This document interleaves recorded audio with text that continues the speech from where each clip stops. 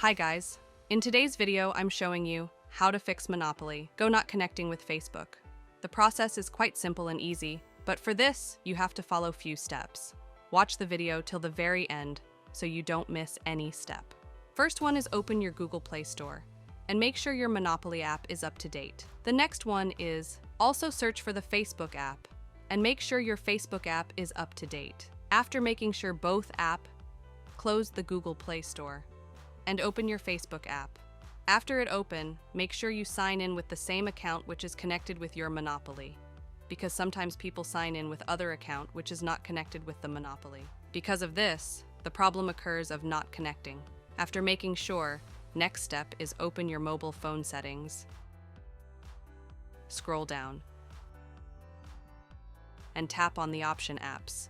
Tap on the second option, Manage Apps, and here search for Monopoly.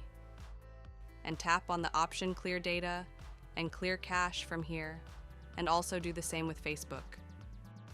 Search for the Facebook app and tap on the option Clear Data and tap on the option Clear Cache.